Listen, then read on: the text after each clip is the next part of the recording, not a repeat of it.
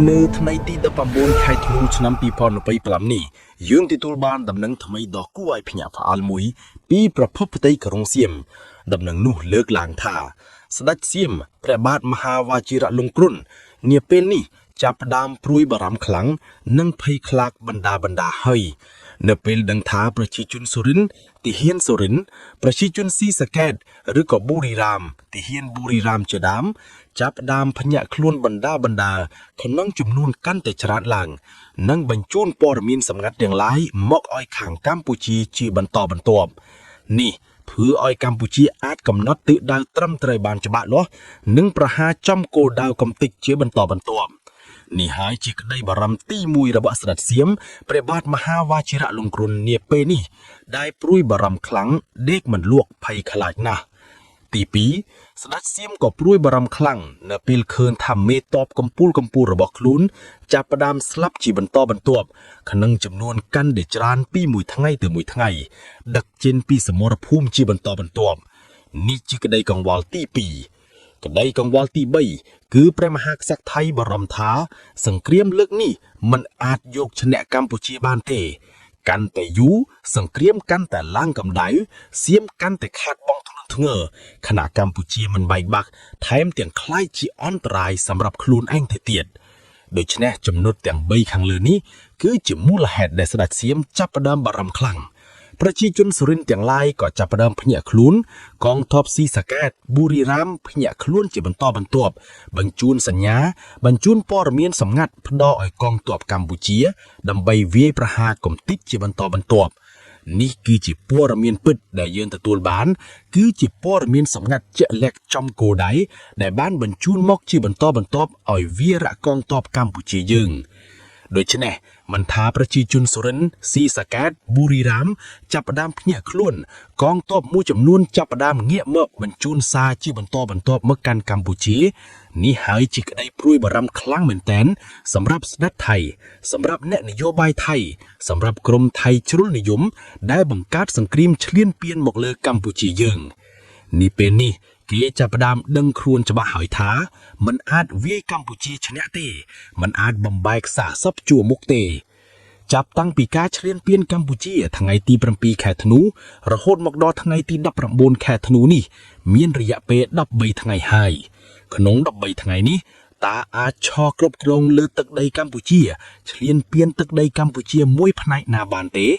គ្មានទេពុកម៉ែបងប្អូនចូលស្លាប់ជាបន្តបន្ទាប់រងភាពបរាជ័យដឹកសពចេញដឹកអ្នករបួសចេញ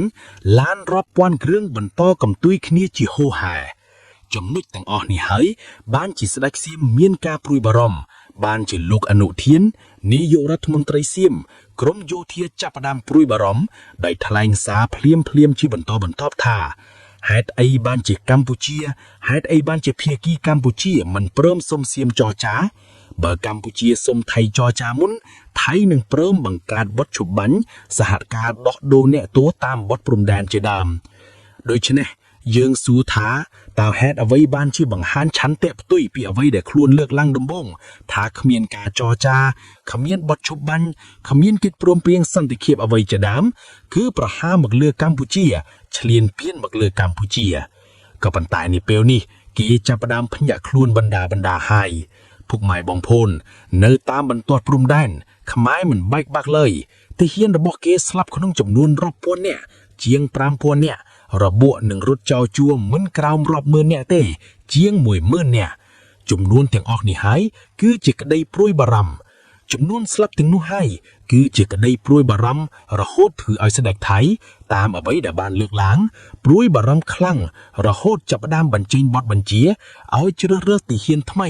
ដែលជាទាហានបម្រុងបន្តបន្ទាប់ក្នុងចំនួន 10,000 នាក់អាចជាង 20,000 នាក់ជាទាហានបម្រុងត្រៀមចូលក្នុងសមរភូមិក្រោយពេលទាហានប្រមាណ 5,000 នាក់បានស្លាប់នៅតាមបន្ទាត់ព្រំដែនដែលឈានជើងឈ្លានពានកម្ពុជាយើងនោះឯង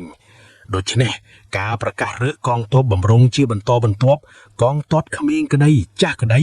រើជាបន្តបន្ទាប់នេះគឺបញ្ជាក់អំពីកង្វះទាហាននៅតាមបន្ទាត់ព្រំដែនដែលឈ្លានពានមកលើកម្ពុជាយើងនោះឯងបើតាមអ្វីដែលលើកឡើងសេចក្តីប្រកាសនោះ បញ្ជានោះគឺបោកប្រជាជនសៀមរបស់ខ្លួនប្រជាជនសូរិនប្រជាជនប៊ូរីរ៉ាមបណ្ដាខ្មែរជាដើមដោយបោកលើកឡើងថានឹងឲ្យប្រាក់ខែចំនួន 15,000 បាតក្នុងមួយខែប្រសិនបើហ៊ានស្ម័គ្រចិត្តធ្វើជាកងទ័ពចូលឈ្លានពានទឹកដីកម្ពុជាជាដើមក៏បន្តសួរថាតើប្រជាជនសៀមតើខ្មែរលើគេមិនដឹងទេឬបើសៀមនាពេលនេះដែលកេងកូដែលប្រមូលទ័ពជាបន្តបន្ទាប់នេះគឺដើម្បីឈ្លានពានមកលើខ្មែរគឺដើម្បីបញ្ជូនកងទ័ពឲ្យទៅស្លាប់នៅតាមបន្ទាត់ព្រំដែនតែប៉ុណ្ណោះគេដឹងច្បាស់ណាស់ខ្មែរលើនាពេលនេះចាប់ផ្ដើមភ្ញាក់ខ្លួនកងទ័ពចាប់ផ្ដើមភ្ញាក់ខ្លួនដោយគេយល់ច្បាស់ណាស់សមាជិកកងទ័ពទាំងឡាយដែលពាក់ឯកសណ្ឋានដែលស្លាប់នៅតាមបន្ទាត់ព្រំដែនចាប់ផ្ដើមសម្ដែងការឈឺចាប់ខ្លាំងព្រោះគ្មានការយកចិត្តទុកដាក់ខកពីមេតបសៀមមេតបថៃដែលស្លាប់ត្រូវបានយកចិត្តទុកដាក់យ៉ាងខ្លាំងក៏ប៉ុន្តែសម្រាប់ទាហានខ្មែរលើខ្មែរសុរិនឬក៏បណ្ដាខ្មែរទាំងឡាយដែលចូលទ័ពចូលវាយប្រហារឈ្លានពានខ្មែរជាដើមគឺមិនយកចិត្តទុកដាក់នោះទេនាពេលនេះគេដឹងកាន់តែច្បាស់ថាសង្គ្រាមដែលកើតឡើងនាពេលនេះគឺជាកំហុសរបស់ស្ដេចសៀមជាកំហុសរបស់ក្រុមយោធាសៀមដែលគ្រាន់តែចង់ឈ្លានពានមកលើកម្ពុជាហើយបញ្ជូនទាហានស្លាប់នៅតាមបន្ទាត់ព្រំដែនតែប៉ុណ្ណោះពុកម៉ែបងប្អូនយើងបានស្ដាប់សម្ដីរបស់ខ្មែរសូរិនម្នាក់ដែលបានលើកឡើងថានៅពេលខ្លួនឈានជើងចូលមកលើដីកម្ពុជាចូលមកលើដីខ្មែរអារម្មណ៍រូបកាយហាក់ដូចជាដើរចូលភ្លើងនរកនៅពេលចូលទឹកដីស័ក្តិសិទ្ធិរបស់កម្ពុជាក្របទាំងឡាយ BM16 ក្តីបាញ់ស្រោចកំទេចជាបន្តបន្ទាប់ស្លាប់ក្នុងចំនួនដ៏ច្រើនឥឡូវពុកម៉ែបងប្អូនយើងមើលទៅលើទឹកមុខទាហានសៀមដែលបញ្ជូនមកសុទ្ធតែជាទាហានវ័យក្មេងសុទ្ធតែទឹកមុខស្រពោនស្រប៉ាប់ទឹកមុខព្រួយបារម្ភទឹកមុខភ័យខ្លាចហាក់ដូចជាដឹងច្បាស់ថានៅពេលខ្លួនចូលទៅក្នុងសមរភូមិឈ្លានពានកម្ពុជាដែលស្ដេចបញ្ជូនមកដែលយោធាបញ្ជូនមកគឺប្រកាសណាស់ថានឹងស្លាប់គឺប្រកាសណាស់ថានឹងក្លាយជាសាកសពត្រឹមតែតាមបន្ទាត់ព្រំដែនមានកងទ័ពខ្លះយំផលទៅសមាជិកគ្រួសារទាំងអស់ឯកព្រោះដឹងច្បាស់ថាសង្គ្រាមឈ្លានពាននឹងកម្ពុជានៅពេលចូលដីកម្ពុជាគឺមិនអាចរួចខ្លួនទេគឺមានតែស្លាប់តែប៉ុណ្ណោះដែលហេតុដូច្នេះហើយបានជាទាហានក្មេងៗទាំងឡាយចាប់ផ្ដើមភ័យខ្លាចចាប់ផ្ដើមបារម្ភមិនចង់ចូលក្នុងសមរភូមិក្តីមិនចង់ចូលមកឈ្លានពានកម្ពុជានោះទេគេលើកឡើងថាមានកងទ័ពក្មេងៗមួយចំនួនចាប់ផ្ដើមរត់គេចចាប់ផ្ដើមរត់ចេញពីបទបញ្ជាហើយមានទាហានមួយចំនួនក៏បញ្ជូនមកទាំងបង្ខំស្លាប់ជាបន្តបន្ទាប់ក៏ប៉ុន្តែនៅតែមានបងប្អូនខ្មែរលើមួយចំនួនភ្ញាក់ខ្លួនបន្តបញ្ជូនសញ្ញាបន្តបញ្ជូនព័ត៌មានសម្ងាត់ជាបន្តបន្ទាប់ដដែលមកកាន់កម្ពុជាការបញ្ជូននោះហើយគឺជាជ័យជំនះគឺជាការវាយចំគោលដៅរបស់ទ័ពកម្ពុជានោះឯងសរុបជារួមក្តីបារម្ភរបស់យោធាថៃក្តីបារម្ភរបស់ព្រះមហាក្សត្រថៃមហាវชิរលង្ករុននាពេលនេះ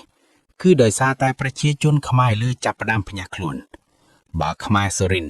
ខ្មែរប៊ូរីរ៉ាមខ្មែរស៊ីសកេតទាហានទាំងឡាយចាប់ផ្ដើមភ្ញាក់ខ្លួនកាន់តែច្រើនបញ្ជូនសញ្ញាកាន់តែច្រើនហើយបើទោះបីជាសៀមប្រាំងវាយកម្ពុជាទាំងផ្លូវគោកទាំងផ្លូវអាកាសទាំងផ្លូវទឹកជាបន្តបន្ទាប់ខ្លាំងបែបណាក៏មិនអាចយកឈ្នះកម្ពុជាមិនអាចគ្រប់គ្រងឈ្លានពានទឹកដីកម្ពុជាដដែលដូច្នេះការព្រួយបារម្ភរបស់ស្ដេចថៃដេកមិនលក់របស់ស្ដេចថៃបងប្អូនខ្មែរលើដែលភ្ញាក់ខ្លួនបណ្ដាកងទ័ពខ្លួនស្លាប់ក្នុងចំនួនកាន់តែច្រើនសង្គ្រាមវាយប្រហារមិនឈ្នះនឹងកម្ពុជានេះអាចថាជាបណ្ដាសាគឺចាប់ផ្ដើមត្រូវបណ្ដាសាមហាវชิរលង្ករុន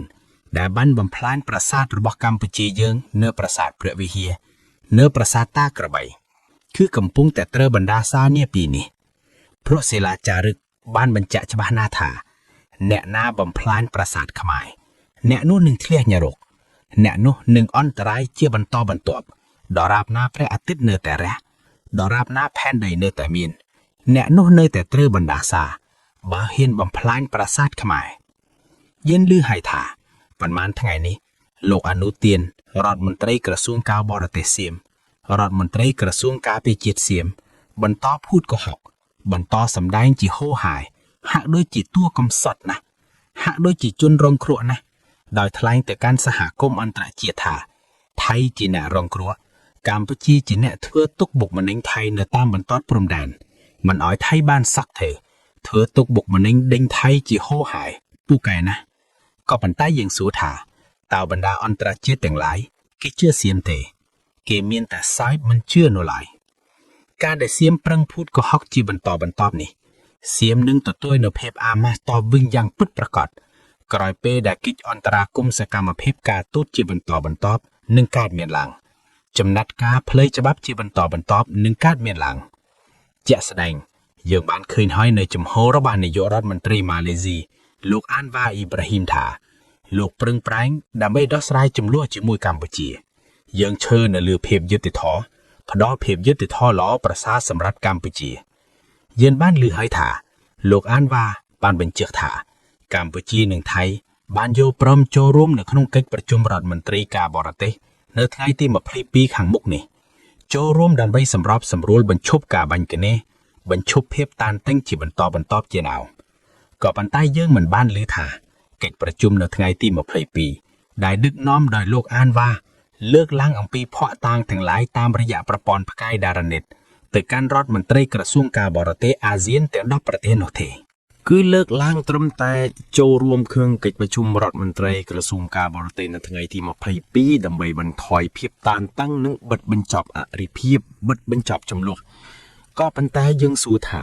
នៅពេលក្រោយបិទបញ្ចប់កិច្ចប្រជុំនៅខាងមុខសៀមថៃរដ្ឋមន្ត្រីការបរទេសសៀមគឺបានលើកឡើងថាថៃយន់ព្រមថៃមិនបន្តភាពតានតឹងមិនបន្តអរិភាពនោះទេនៅតែបន្តចោតប្រកាន់មកកាន់កម្ពុជាហើយនៅតែបន្តឈ្លានពានទៀតយើងសួរថាតើបែបណាគឺប្រកាសហើយថាលោកអានវ៉ាអ៊ីប្រាហ៊ីមនឹងប្រើវិធានការបន្តទៀតលែងទុកមុខឲ្យសៀមលែងទុកមុខឲ្យថៃទៀតហើយតាមរយៈការប្រើប្រាស់ផ្កាយរណបរបស់សហរដ្ឋអាមេរិកផ្កាយរណបសហភាពអឺរ៉ុបជាដើមដែលយើងឮហើយថាសហភាពអឺរ៉ុបយល់ព្រមឲ្យប្រើផ្កាយរណបដើម្បីសង្កេតមើលដើម្បីពិនិត្យទៅលើជំលក់មួយនេះអ្នកណាជាអ្នកខូចអ្នកណាជាអ្នកខុសដូច្នេះនៅពេលសៀមប្រឹងប្រកែកសៀមប្រឹងចោតមកលើកម្ពុជាសៀមនៅតែបន្តគំរាមកំហែងឈ្លានពានមកកាន់កម្ពុជាគឺប្រកាសហើយថាជំរើសរបស់អន្តរជាតិគ្មានអ្វីក្រៅពីបកស្រោមមុខសៀមតាមរយៈភ័ស្តុតាងនៅលើប្រព័ន្ធផ្កាយរណបនោះទេភ័ស្តុតាងជាបន្តបន្ទាប់កំណត់ច្បាស់លាស់តាំងពីពេលមានចំនួនការដាក់មីនតាំងពីពេលនៃការបើកការវាយប្រហារអ្នកណាជាអ្នកដាក់មីនអ្នកណាជាអ្នកវាយប្រហារមកលើកម្ពុជាមុនដូច្នេះគឺច្បាស់ហើយថាភ័ស្តុតាងនឹងបន្តកើតមានឡើងនៅពីមុខអន្តរជាតិនៅពីមុខអាស៊ាននៅពីមុខក្រុមអង្គការអូតេដែលជាអ្នកសង្កេតការនាពេលនោះគឺច្បាស់ហើយថាថៃសៀមមិនអាចមានលក្ខបែបណាទៀតទេព្រោះត្រូវតែហែកមុខបើម៉ាឡេស៊ីទុកមុខឲ្យទៅហើយទៅសម្របសម្រួលជាលើកទី1នៅលើទឹកដីម៉ាឡេស៊ីផ្ទាល់បើថៃសៀមនៅតែបន្តឈ្លានពានមកលើកម្ពុជាដោយភូតកុហកគឺច្បាស់ហើយថាគេនឹងអនុវត្តវិធានការទី2ពិនិត្យមើលភ័ស្តុតាងជាក់ស្ដែងនេះគឺជាចំណុចមួយដែលយើងត្រូវចាប់អារម្មណ៍ពាក់ព័ន្ធទៅនឹងចំណាត់ការអន្តរជាតិរបស់លោកអានវ៉ាអ៊ីប្រាហ៊ីមដែលព្យាយាមសម្របសម្រួលស្វែងរកយុត្តិធម៌ឲ្យកម្ពុជាស្វែងរកការបិទបញ្ចប់សង្គ្រាមឲ្យកម្ពុជាយើងដូច្នេះសរុបជារួមទាំងស្ដេចថៃទាំងក្រមយោធាសៀមគឺចាប់ផ្ដើមព្រួយបារម្ភខ្លាំងនៅពេលដែលបងប្អូនខ្មែរលឺភ្ញាក់ខ្លួនផ្ដាល់សញ្ញាជាបន្តបន្ទាប់មកកាន់កម្ពុជាហើយយើងក៏សង្ឃឹមបន្តទៀតដែរថាបងប្អូនខ្មែរលើក្នុងចំនួនកាន់តែច្រើនឡើងនិងយល់កាន់តែច្បាស់អំពីមហិច្ឆតាស្មោកគ្រោកមហិច្ឆតាដើម្បីអំណាចមហិច្ឆតានៃការឈ្លានពានមកលើខ្មែររបស់សៀមរបស់ថៃដែលមិនដែលចាត់ទុកបងប្អូនគឺជាថៃគឺជាសៀមពេញលេញនោះទេដូច្នេះសង្ឃឹមថាបងប្អូនខ្មែរលើខ្មែរសុរិនទ្រស៊ីសកែតប៊ូរីរ៉ាមជាដើមបណ្ដាទាហានទាំងឡាយជាដើមនឹងបន្តភ្ញាក់ខ្លួនឲ្យផ្ដល់ព័ត៌មានល្អៗមកកាន់ទ័ពយើងកាន់តែច្រើនព្រោះថាខ្មែរលើខ្មែរកណ្ដាលខ្មែរក្រោមគឺជាខ្មែរតែមួយគឺជាឈាមចរតែមួយ